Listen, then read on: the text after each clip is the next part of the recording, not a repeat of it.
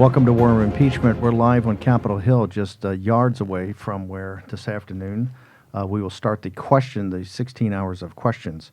We'll begin today the Q&A session on the trial of the century of Donald J. Trump, the 45th President of the United States.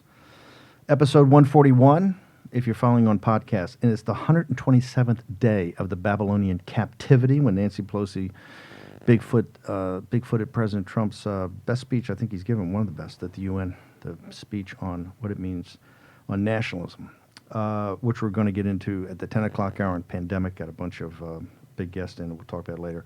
Live in the John Fredericks Radio Network, Salem Broadcast Radio Network throughout the nation, America's Voice.news, which is the streaming platform of the Trump movement. Great job last night in Wildwood, New Jersey at the rally. We were the pregame show. And of course, on Newsmax TV now in 70 million homes. We're the only show in the nation that's on those platforms and plus podcasts with over 1.6 million downloads. Raheem Kassam of UKIP fame, we're going to be getting into with Nigel Farage. Yes, sir. 1.7 million. Do you mind? 1.7 million. 1.7. That was a good 100,000 overnight. Raheem Kassam, UKIP fame, we're going to be talking about, we're going to have Nigel Farage's farewell speech at the European Union here, and Brexit, of course, takes place on Friday. We'll have a special on that. Jason Miller, the campaign strategist, campaign communications advisor for 2016, greatest comeback in history, and the transition communication director. And now, honored to be joined by another of the fire breathers. We bring them, and this may be the tip of the spear. Congressman Lee Zeldin. Congressman, thank you so much for joining us. Oh, I'm super excited to be here. Thanks for having me in studio. You have been just a fighter on this, and just give us your assessment of where this stands, because all kind of confusion about votes, witnesses. What is your assessment as part of the legal defense team? And you were there from the beginning.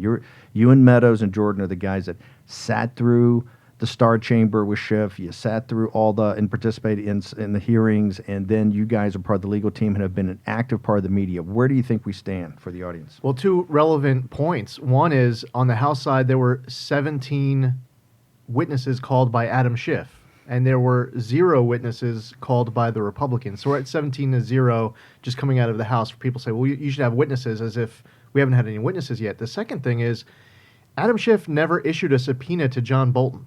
So this idea that you show up on day one, you say you're ready for trial with evidence that's overwhelming, uncontested, indisputable, and proof beyond a doubt. And then on that first day, you spend 11 hours going point by point by point of everything that you say you need in order to prove your case. So Charles Kupperman had a subpoena. Judge Leon offered an expedited schedule. Kupperman being the deputy to John Bolton. Right. And Judge Leon offered an expedited schedule deciding this executive versus legislative branch on a timetable of December, January. Adam Schiff gets cold feet, withdraws. Because the president was a clear and present danger, correct? They had to get it done by Christmas. Had to get it done by clear and present danger. Right. And he actually files a motion to dismiss the case. And here's the other problem is, what happens if Judge Leon rules in favor of the president? How are you going to impeach the president a few days later for obstruction of Congress when a federal judge just ruled he's not obstructing Congress?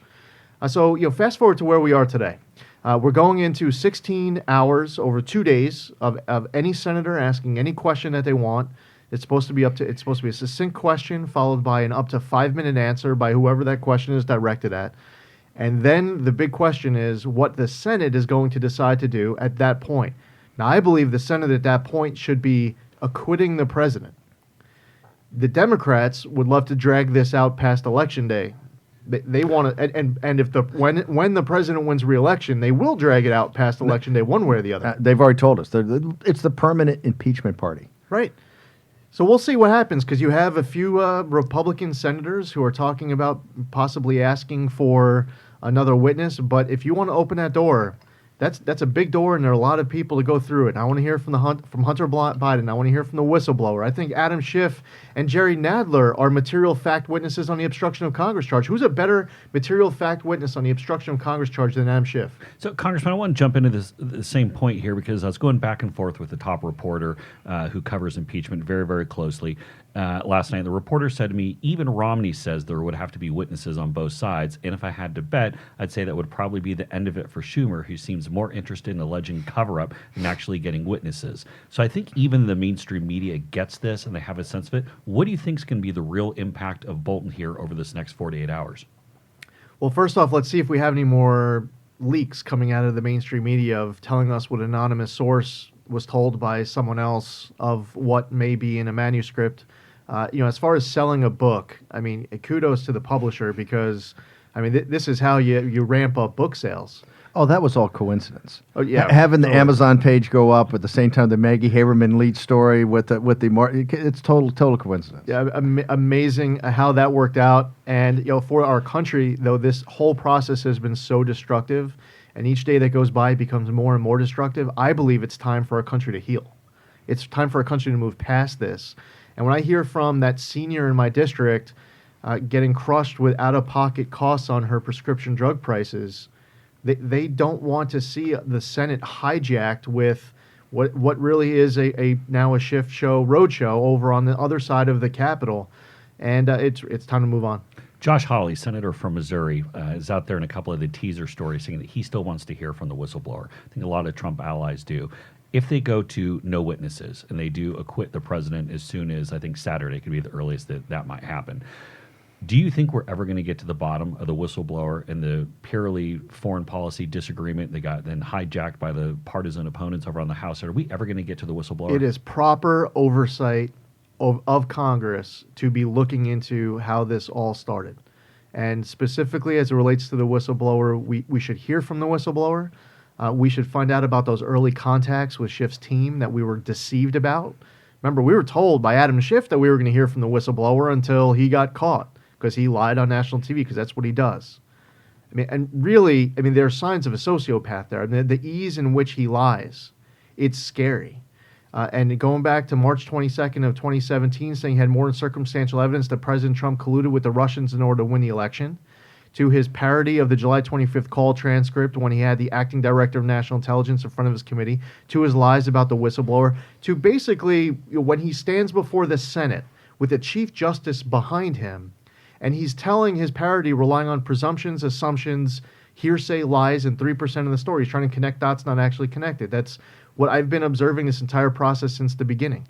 He ran a corrupt, rigged, Soviet-style trial over on the House. A show trial. It was a show trial where the president wasn't even allowed to get his counsel in the front door of the closed-door depositions or the open intel hearings to cross-examine witnesses or present evidence. This thing has been rigged from the start, and he just expects the Senate Republicans and for our country to just totally play along. Before we go to break, let me just throw in here, though. But because we're long trial guys, and here's why.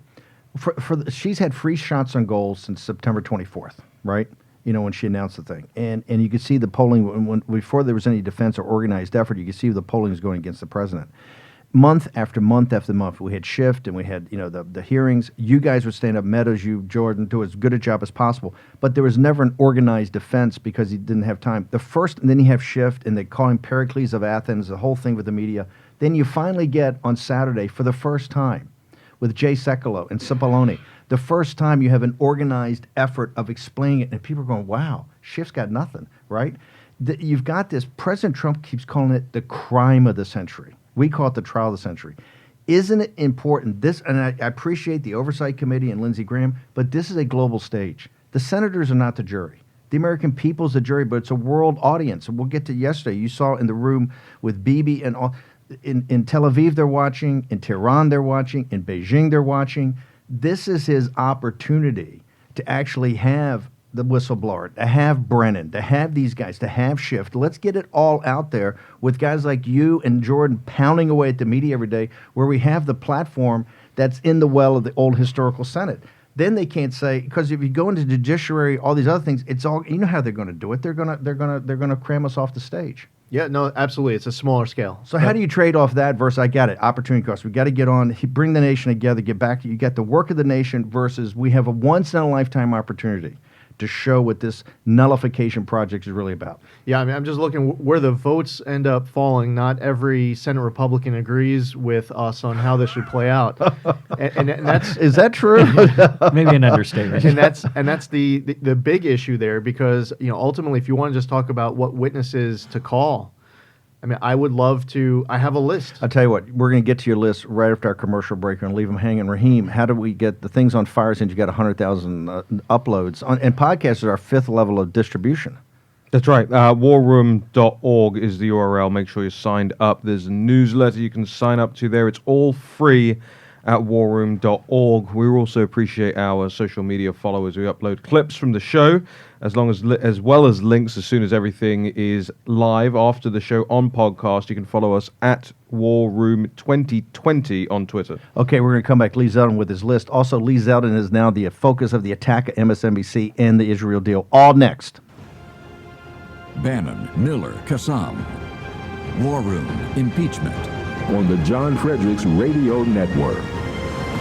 Welcome back to episode 141 live from Capitol Hill. Congressman Lee Zeldin, one of the fire breathers from the House that's on the president's legal team, is now in studio. Congressman, you're a successful prosecutor. Take us through these next 2 days here. What are the must-make points that the Trump defense team has to present as these questions are coming in from senators? Well, there's a few things. First off, the legal team did a fantastic job over the course of their 3 days to point out all the many, many different holes that the House impeachment managers have. So that might need to be reinforced based off of what kind of questions get asked of the House impeachment managers where they're trying to reassert certain lies. Like, for example, Jason Crow said in his opening remarks that Mark Sandy from OMB asked why there was a hold on aid and he never got an answer. Well, actually, he did get an answer, and the answer he got was that the president was concerned about other countries paying their fair share. I'm giving you one example, and I could give you 1,000 examples. So I think part of this is really keeping an ear to the questions asked by the Democratic senators, the softballs to the Democratic impeachment managers, where they're going to be reasserting lies and you need to clear it up. Now, as far as flushing out additional information even further, I mean, I would love to ask a question directly, and you mentioned Hawley before the break. I would ask a question directly to Adam Schiff about his team's contacts with the whistleblower before the whistleblower hired a whistleblower attorney, before the whistleblower even filed a whistleblower's complaint. Schiff's team told the whistleblower to become a whistleblower. Is that in play? Can those kind of questions be asked? Absolutely. In my opinion, absolutely. And I think it's a fair question. It's how this whole thing started. So speaking of questions, yesterday you were off the Senate floor and doing a gaggle with reporters, and you were ambushed by an MSNBC reporter who literally interrupted you, I think, 25 times. I think you couldn't even get a word out. It was just interruption, interruption, interruption. It wasn't an interview. It tried to be an interrogation. Yeah. What was the point that you were trying to make there? Well, I'll tell you, I don't know what kind of point she was trying to make other than maybe getting herself some airtime on TV the next morning on Morning Joe. She didn't care what... Did that happen, by the way? It did. Surprise. Oh, man. See how that works out. And it's funny. So you have a 23-minute press conference, and you had like an 11 or 12-minute exchange. The MSNBC boils down to a 3.5-minute exchange where they edited out our answers to the questions. And the question was with regards to what was happening in Ukraine post-May of 2019 to fight corruption. You have a new administration comes in, President Zelensky, a big anti-corruption platform.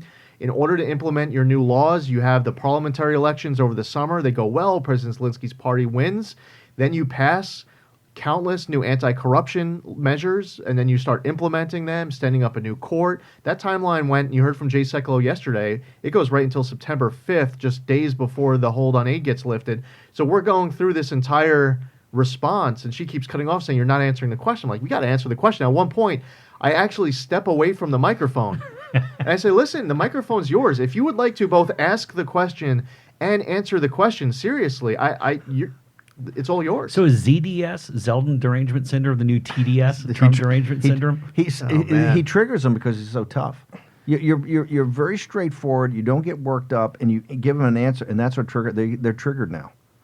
Yeah, it's bizarre. I mean, literally at least 20 to 25 times. And if you told me the number was 29, it was 29. Put us in the room. What do you guys do during the day? I know you come out for these gaggles, but walk the audience through. What do you guys focus on during the day, and how do you get deployed? Right off the Senate chamber, the vice president has two different offices. So the team is located in those two offices. We have TVs there. We have a conference table. We're working with regards to what we're watching on TV. We're preparing for that next break where we're going to head out to the gaggle of reporters. There'll be dozens of reporters at this microphone just under the Senate chamber. So we'll go down there. We'll share our thoughts on what's happened, what's happening, and then we'll open it up for questions. And in this case, yesterday, a hijacking Besides Raheem's, the only guy that's been through all 7,000 pages. Jump in here, Raheem. How important is it for Jordan, Meadows, you, and a couple others? You've sat there and been in the room when the original thing was given. You know the misrepresentations. You know the lies. You can connect dots immediately. How important is that? It's really important. I mean, when you're doing an interview and they're asking you about the House process, like earlier on when we were talking about the argument that there's no witnesses in the Senate. There's been 17 witnesses. I'm watching the House impeachment managers and the president's counsel putting up videos of these congressmen asking questions and these people sitting at tables under oath answering those questions. And that feels like a witness. It really, if it looks like a witness, if it feels like a witness, if they're answering like a witness. I mean, these are 17 witnesses that Republicans submitted a witness list. The only 3 who got included are the 3 who were on the Democratic list. These were 3 people who the Democrats called to the closed-door depositions and were on the Democratic list for the open Intelligence Committee hearings. And Adam Schiff did not allow a single person after that, other than that, and the same thing now in the Senate. Any witness at all that the president's counsel wants to call, the position of the Democrats and Adam Schiff in their show trial, in their rigged process, their position is that no one is relevant unless the person is going to come and testify and help us take down the president of the United States. Then if they're not coming to take down the president, then they're not relevant. 2 massive global events. Yesterday, you had President Trump, Bibi Netanyahu there. You were over at the White House introducing the Middle East peace plan. Today, we have the signing of USMCA. How important are these, and why isn't this getting more attention in the media? Is it just because the impeachment derangement, they don't want to give Trump credit? I'm not even sure Drudge linked to the Israel thing. General Gantz, Bibi, I mean, this is historic. Jared Kushner and the entire team's worked for 3 years. And it got positive comments from other Arab countries. I mean, that's the buried lead. You actually had some of those Arab countries in the room. The ambassadors showed up and were in the East Room for the event. And what was so insulting is that all these lazy, basically radicalized members of the media, the activists in the media, took the position that this was just a photo op, that this was just some press release. Are you kidding me? They spent years. How much time did Jason Greenblatt spend inside the White House focused on this? 100%. He left his job. And not just that, you had the 80-page report. You got the maps. I mean, you got the deal. You got the financing is going to take place. Detail. You have a map. The map has lines. And the most reasonable position of all of this really puts the Palestinians in the box is that the president is essentially saying, do you have any ideas of what you need in order to have a deal? Let us know. The problem is that the Palestinian Authority can't actually articulate. Hamas can't actually articulate what they're demanding because they don't want a deal. What they would say if they were going to be honest is, well, what we're looking for, we hope you would be flexible. We're looking to wipe Israel off the map. We would like all of the Jews in Israel to disappear. Jihad, they actually said in their original charter, jihad's an obligation. The original charter of Hamas.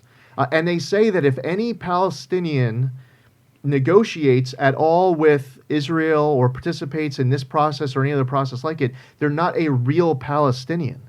So the dynamic is that I think that Abbas is probably fearing that if he says anything supportive, he might have a bullet in his head. We have to get you. We got to jump, but we want to get you back after the impeachment. This is a thing we want to do an entire hour on and go down because I think when you see the map for the first time, you realize that because there's still a big debate about the 1 state versus the 2 state. Right? We've kind of crossed that. We've crossed the Rubicon, but I think it takes an hour with Lee Zeldin to go through it. Raheem, how are we doing on?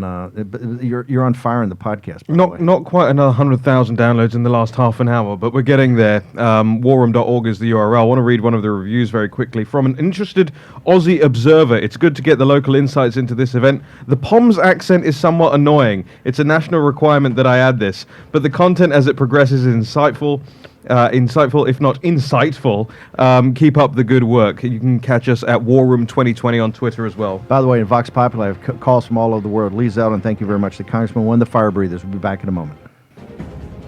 War Room Impeachment. Here's your host, Stephen K. Bannon. Episode 141, we're live on Capitol Hill. We're in a couple of hours. The question 2 days of questions start. And I think guys from Lee Zeldin just told us the questions are going to be pretty impressive. Stay tuned today because now you could actually get into something interesting, right? You get into the whistleblower, you can get into all kinds of stuff. And you got some real cutters there too. I mean, the Ted Cruzes, the Mike Lees, but we've seen a little bit of the kind of showing their cards and saying it. Josh Hawley, you got some folks there who know how to throw some fastballs. You know, we're getting some comments. People are complaining we're not getting enough Raheem. Yeah, I know. You're being uncharacteristically quiet. Are you giving your best stuff up on the radio shows before you come on? That's the problem. I'm doing so much local radio at the moment. I'm all talked out by the time I get here. By the way, Raheem tires easily. I do, especially during dry January, and I've got no pick-me-ups at the end of the day. The other thing is, there's so much to talk about. It's hard to sort of focus on any one thing, and the one thing that really caught my attention over the last couple of days, and it's great that we talked about Heidi Przybyla, I think it is. Przybyla. What happened? At Bloomberg, she was actually a reporter. Now she's like a weapon. Yeah, no, I mean, when she first went over to NBC, we had lunch, sat down, and she's like, no, I just want to get some thoughts out of them shifting beats and covering things a little bit different, some insight into kind of Trump world. And she's just gotten radicalized since she's been over there. Well, she wants a show, and it's clear she wants a show, and she's got people out there tweeting on her behalf that they should replace Chuck Todd with her, and it had like 2,500 retweets on that. They've got it out for Todd. 2,700 retweets on that. Retweet if you want MSNBC to replace Chuck Todd with Heidi Przybyla. But the other one that was interesting to me was this Bolton stuff, right? The media for about 40 years, has been saying what a bad guy John Bolton is, how untrustworthy he is, etc., etc. The devil. Now John Bolton is Saint John Bolton, along with Saint Lev Parnas, right? He's Saint John Bolton, and Chris Cuomo in particular stuck in my craw last night listening to him on the telly. He said that we should listen to him. He's a witness. He was the guy in the room. He's going to tell the truth. All of this stuff. And I just decided to go through Twitter and look at things that Chris Cuomo had previously tweeted about John Bolton. March 23rd, 2018, he says, the Iraq war was a fiasco of misinformation and manipulation, and Bolton was supportive of those who made the call, the WMD fake suggestions, yellow cake, and all that BS, right? Cuomo was calling Bolton a supporter of fiasco of information and BS. Yes. Exactly. And now he wants the American public to not only suffer watching John Bolton up there, but then to believe what he says. And all of these guys, whether it's Heidi trying to get herself a show, or whether it's Cuomo using his show, weaponizing his show, it's just so transparent now. And the Don Lemon thing is the final part of this, right? What we talked about on the show yesterday, what the whole nation was talking about really in terms of the media world, was this Wajahat Ali, Don Lemon, and Rick Wilson triumvirate of mockery against ordinary American people, Trump voters, the deplorables, mocking Southern accents. And Don Lemon gets up there last night, and you think he might have some semblance of contrition about what he and Ali and Wilson did. Not so. He goes up there last night and he goes, I was laughing at a joke. I didn't hear the whole This is thing. where I was laughing at a joke." Don Lemon should have just stood his ground and not done anything besides lie. That joke was not. Come on, it's not. It's a ridiculous joke. It's not funny. They were doing that to make a point to mock. The thing I thought was interesting is clearly he got the buzz probably from Jeff Zucker, like, hey, Don, we're going to go and clean this up a little bit. Because we're just a very little bit.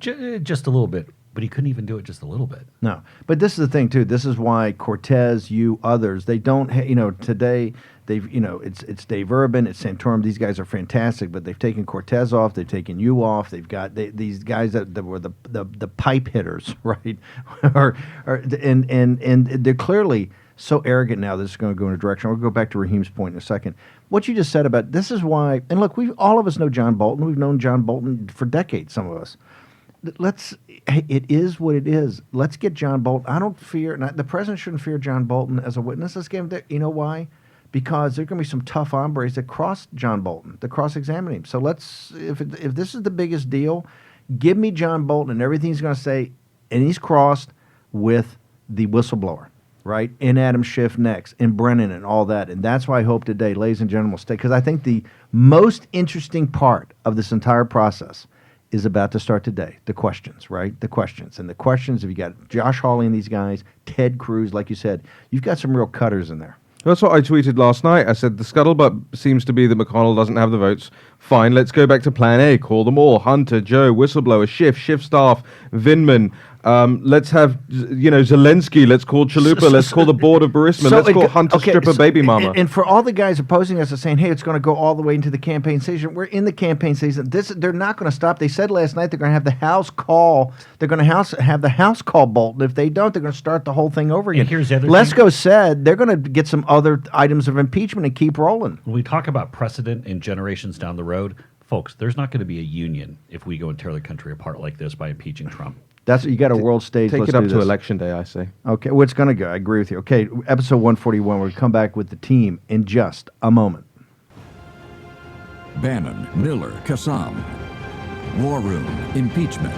On the John Fredericks Radio Network. Live from Capitol Hill, episode 141, War Room Impeachment. Raheem Kassam, Jason Miller, Steve Bannon. We got some breaking news this morning from Joe Manchin, correct? Joe Manchin on Morning Joe said that Hunter Biden is definitely fair game. He's a relevant witness. He did follow up afterwards. Bob Costa from the Post got to him and said, did you mean it? Because we've seen some of these Democratic senators backpedal, said definitely means that he thinks Joe Biden, however, is a bridge too far. Is Joe Biden a bridge too far? No. Joe Biden is the holy grail of witnesses here. Joe Biden is where this thing starts. Joe Biden needs to answer for his conduct. Joe Biden needs to explain to the American people why his son was on the board of Burisma while he was in charge of cleaning up corruption in that country. He needs to explain why he threatened to and then withheld the $1 billion loan guarantee before the firing of a prosecutor. He needs to answer for all of that because that's where all of this starts. If we get into the position where Joe Biden's too far, then we give ground to their side, and we've given enough ground already. And guys, I want to know from Joe Biden, why do you let Hunter tag along with him on the Air Force 2 flight to China? Why You go to China too? Why You do you bring pl- China? why To do me, you- is the bigger thing. You would go there in this? Absolutely. Why'd you play golf with a board member from Burisma? What'd you guys talk about? You said you didn't know anything about Lil Hunter and getting paid $83,000 a month. Knew nothing about it. Was he even working there? Was he even? I don't even know what he was doing. But no, he was. This he was is complicit in all going to of this. become now with Manchin. This could become a reality. Yep. So in order, who are your top three picks? Because you may get three. Because you'll probably get Bolton and Mulvaney. Give me your top three picks. That's a tough one. I go whistleblower number one all day, every day. I think I go Joe Biden number two, honestly. Wow. Yeah, and I think I go Adam Schiff number three. I go whistleblower number one, Biden number two, and I'm gonna go whistleblower number two. Wow. you Because go there. I want to go right at Yep. I want to go right at the NSC. I'm that's over there undercutting. whistleblower number two, and then shift. That's to me opens up such a can of worms. This is what they don't want to do. That's my opinion.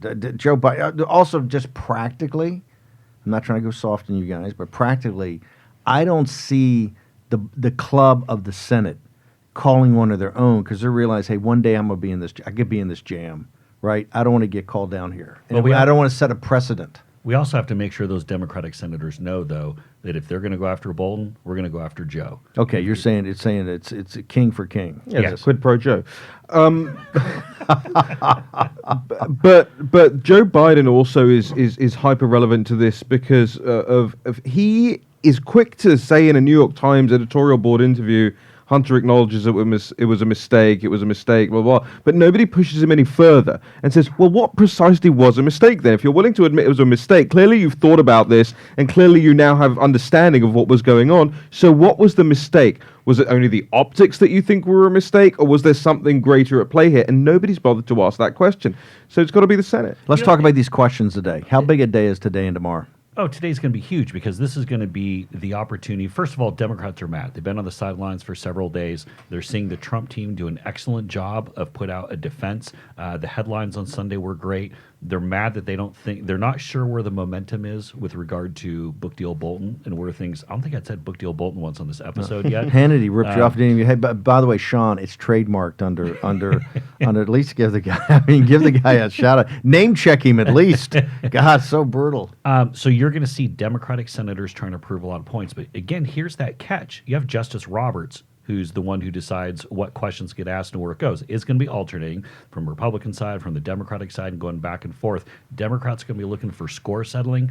Republicans are going to be looking to essentially get to the bottom of where this all started and continue to blow up Shifty Schiff's fake case. Now, is the 45th president of the United States going to be DMing guys a couple of 3 questions, maybe of his own?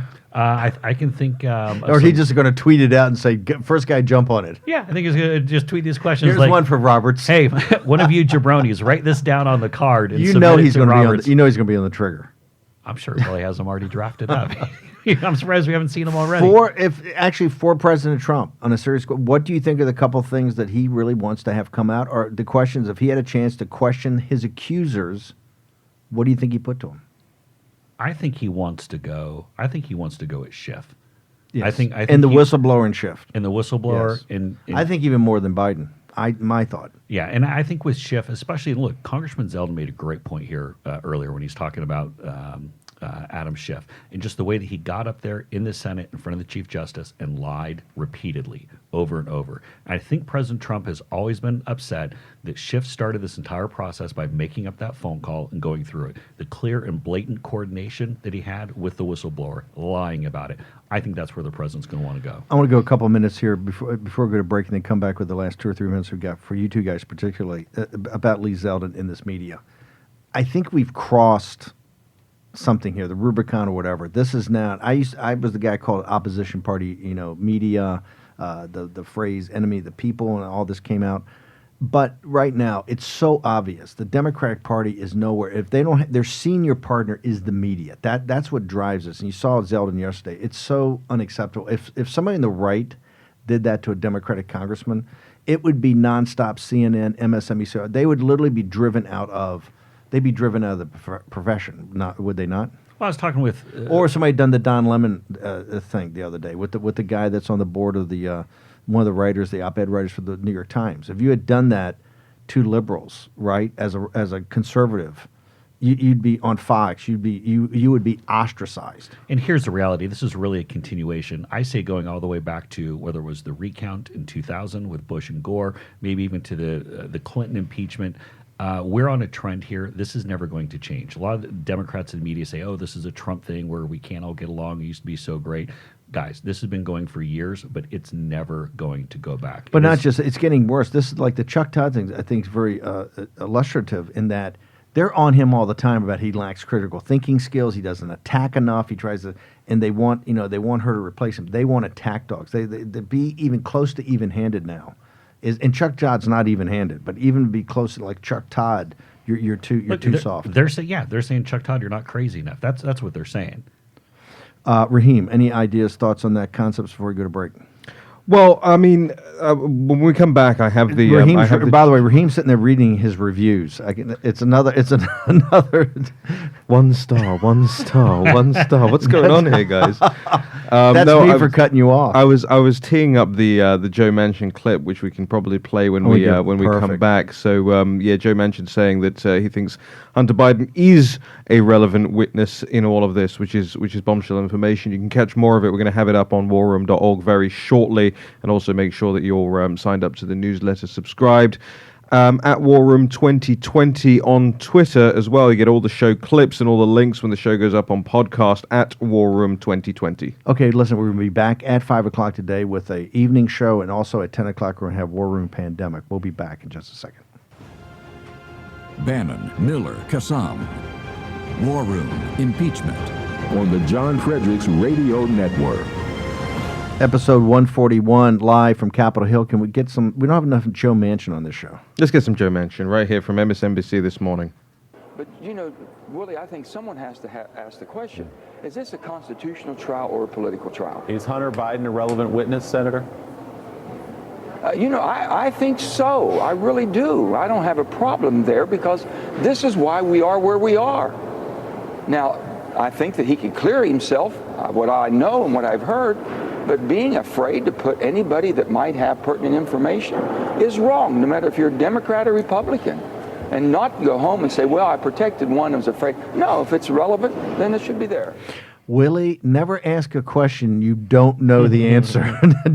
Willie may be on hiatus, right? That's not what Mika and Joe got long faces now. By That's the way, not the answer. He had like 5 great pull quotes in there. As we watch this, I think Jonathan Lemire is going to bump Willie. I think Jonathan Lemire is already the second most popular person on that show for Joe. If you watch the dynamics on that, have really shifted. That's a stone cold assassin too. He's good. You guys watch way too much TV. You know, like all of their names and their favorite breakfast foods and stuff. This is extraordinary. Only Brian Williams, Rachel Maddow. You know, you got. Hey, it's know thy enemy. His face was a giveaway, though. In that moment, he sort of grimaced and his eyes widened when Joe Manchin said, Because he knows he's about to be fired. Okay. Willie was Why like, did you ask him that? Willie was like, "Can I go back to Today Yeah. Show Hour 3?" Willie's not that bright either. You can tell he's not just like right there. You toss it up, thought it was oh my god, when that thing went yard, it's like So does that snowball? Do you get more people jumping on this and saying, okay, well, look, we want Bolton. We've got to give them somebody. Hunter Biden's probably the easiest that we can give them that will placate them. I mean, he had some brutal parts in there too, right? About could he get it? I mean, yes, I think it does. But just be clear, if Hunter I Biden, think it gives Doug Jones some room to maneuver, right? yeah, but if Hunter Biden was called, don't think that every single question's not going back to Joe Biden. I mean, guys, look, Joe Biden is running third in Iowa. He's down 15 points in New Hampshire, where he hasn't been on TV since the first of the year. He's losing in California. Okay, you guys have not given me a hat tip, so I'm going to give one to myself. Do it. I told you AOC took over the Bernie movement, when she came and did the endorsement. It's her party. It's her wing of the party. She is on I keep watching that stuff. They're telling you guys, you've been laughing me off. She's on fire. This is her. Bernie's like the pre-president for her presidency, okay? She's out in Iowa. That's why you're seeing the Bernie surge. You're absolutely correct, and the mainstream media won't report it. Joe's got no heat in Iowa, no heat in New Hampshire, right? It's pretty obvious that campaign's on life support system. Raheem, how do we get throughout the But day? hold on. I mean, Yeah. how can we not talk about your girl feeling the urge? Hillary feeling the urge. She's in. She's going to be. She's Bloomberg's instrument. It's all coming. It's all coming together. She's running. Absolutely. She's running. It's going to be. It's going to be It's Ali Frazier 2. We'll get into that more. But she has to this get evening. past Michael Bloomberg shaking the dog's face. Bloomberg in the ice cream thing last Big night. gay ice cream is the best. It's the spoon. He grabs the spoon halfway down like he hasn't eaten ice cream since he was 6 Well, years he's never old. held his own spoon.